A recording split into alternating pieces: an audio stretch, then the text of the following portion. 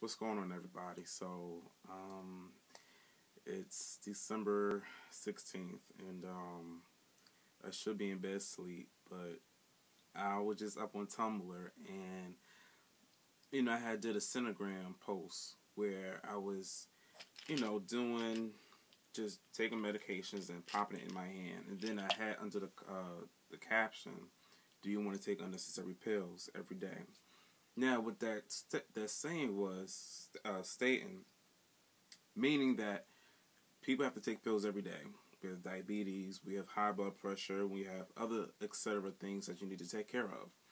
But why take unnecessary pills for HIV when it's preventable? Basically, I'm doing my part as a person who's HIV positive, who made mistakes, who wants to warn others, who wants to help, and who is doing his part in his own community in his own way. Why put yourself out there? Simple as that. But I had people criticizing me for doing things like that or not saying certain things in my videos. I feel as though that I'm putting myself out there. I'm putting a face to HIV. I'm putting a voice to it. I'm talking for others who don't have a voice or who's not comfortable talking about it. And I'm doing things my own way. I'm doing things like the other activists are doing. Their own thing, whether it's writing, typing, doing blogs, doing videos, and doing etc. But I hate when people come at me like I'm doing something wrong. If you got something to say, or if I'm not addressing something in a video, do a video yourself. Send me a message and I'll gladly do one. But don't criticize me for putting myself out there on the forefront like others are doing. Don't criticize me for not saying certain things that you want me to say. Don't criticize me for just being an innocent person who just want to help others. I'm not looking for any type of fame. I'm not doing this for advertisements. I'm not doing this just to waste my time. People every day is steadily getting infected with this virus. It's 2012. It wasn't vocalized as much back in the day. But when it was vocalized as this big thing that you don't want to catch. It's this big thing that you don't want to be around. When you have people who was positive, you have to use plastic plates or spoons, separate sheets, sometimes a separate room, or don't even want a person in your house at all, or even touch them. That's what it vocalized back then. But nowadays, it's being vocalized to help people to get tested, know their status. If you do know your status, get into care.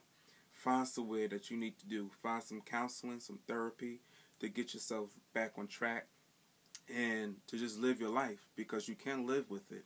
But don't put yourself at risk to where you have to deal with other issues, take medicines, go through your emotional roller coasters, go through mental illness, deal with people who are just ignorant and will just reject you for just being an innocent person who just happened to put themselves in the wrong place at the wrong time.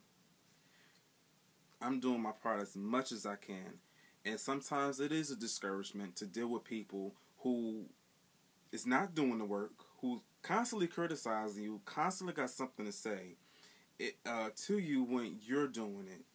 I don't see not a piece of thing, not a piece of article, not a voice or a picture to anything that a person is saying.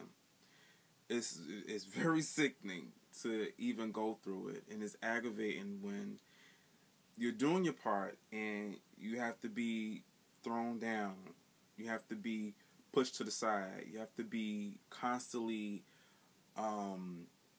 hit in the head or just made fun of because you're doing your part. If I had to do it all over again, would I be so open about my status? I don't know if I would be. But I know for myself, for my sanity and not to have anything over my head, if I'm dealing with someone, I'm going to let them know straight up. This is what it is. I'm not going to apologize. It is what it is. I'm dealing with it, and I'm healthy. Do you want to continue on with this? I give a person a choice because I wasn't given a choice years ago. I wasn't. Even though I could have given myself a choice by asking about the status, getting tested, using a condom, even though when I was persuaded not to use it, I had my own choice, but was I given a second choice by the other person. I wasn't. So why would I put someone in my predicament? I don't know why I'm just so open about my status, why I want to help so many other people. I just don't know. But this is not for advertisement. This is not for recognition. This is not for just to get a pat on my back. It's none of that. None of that at all. I don't get paid for this. I don't. This is something that I feel dearly passionate about. You know, even though I've taken a break from talking about it, but I'm back. I'm not talking about it as much because HIV is what I'm living with, but it's not contained in my life. I'm pretty sure if y'all seen my other work, y'all seen me go crazy on Instagram or Tumblr. There's more than me than HIV. And I just want people to understand that.